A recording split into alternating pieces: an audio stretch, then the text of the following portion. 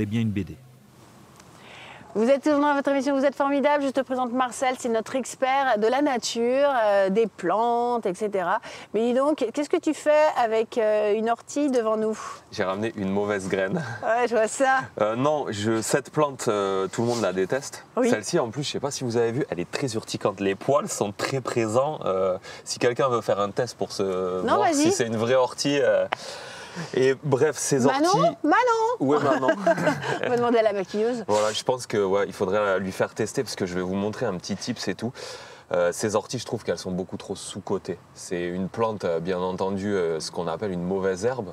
Mais bon, qu'est-ce qu'une mauvaise herbe? C'est vrai. Parce que, mais après, c'est très médicinal. Hein. On entend beaucoup parler des exactement, on peut faire énormément de choses avec les orties. D'orties, Les orties, déjà, ce qu'il faut savoir, c'est que c'est une des plantes, quand on mange le feuillage, parce que bien entendu, il y a les légumineuses qui contiennent beaucoup de protéines, mais en mangeant le feuillage, c'est une des plantes les plus riches en protéines. Donc il y a beaucoup de protéines dedans, de vitamines, de minéraux.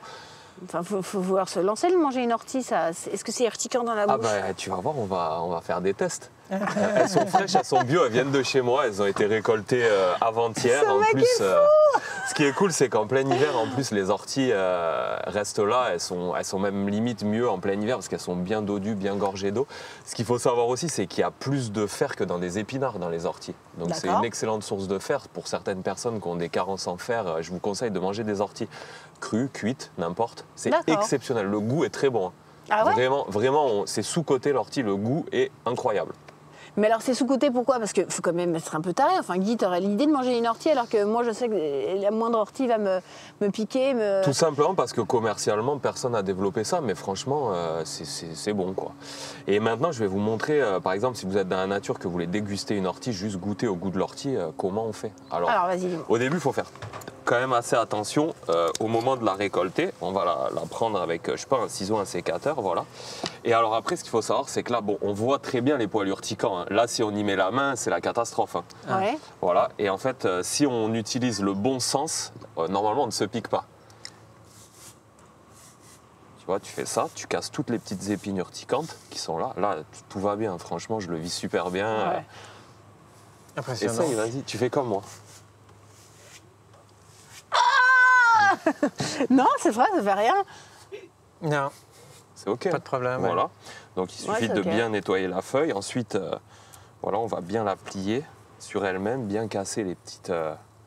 D'accord. Et pourquoi ça pique pas dans ce sens-là? Parce qu'en fait, les aiguilles sont toutes orientées dans un sens de manière à ce que quand la plante est plantée, quand on se frotte dessus, ça nous pique. Donc, c'est optimal pour une certaine position, mais pas pour les autres. Et ensuite, vous pouvez y aller. On peut goûter l'ortie. On peut croquer Guy veut pas y aller dedans. en premier. Si tu veux, je me lance. Moi, j'ai une Sans confiance aucun problème, absolue en Marcel. Et c'est très bon. Et ça m'a piqué. Mais non. Je suis sûre que ça m'a piqué. Je te jure que ça m'a piqué. Il devait rester une petite aiguille. Putain, ça m'a piqué, mec. T'as pas assez cassé les aiguilles. Non, mais c'est vrai. Ça marche pas. Piqué de ouf. Ça va. Ça a un petit goût de noisette. C'est plutôt bon. C'est plutôt bon. Ils font des soupes avec ça, non? On fait des soupes, on peut faire des soupes, même les utiliser en salade, faire beaucoup de choses. Est-ce que ça va, Ariane? Ça m'a piqué la langue. Mais t'as vraiment pas de chance. Est-ce que t'es un chat noir d'habitude? Ah bah oui, je suis un chat noir. C'est vrai? Ah mais c'est pour ça. Parce que vraiment, moi, ça va. Ça va, là, ça va. Ok. Pas de problème. Ça m'a piqué la langue. C'est très bizarre. Je suis pas sûre que ça... Ah bah voilà.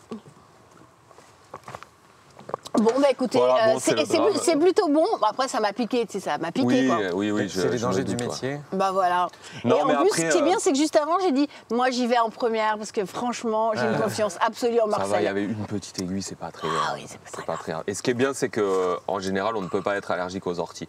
Pas comme les piqûres d'abeilles, les piqûres de moustiques, où on peut faire une réaction allergique sur les orties. On va juste avoir une petite réaction cutanée, ça va partir très vite, quoi.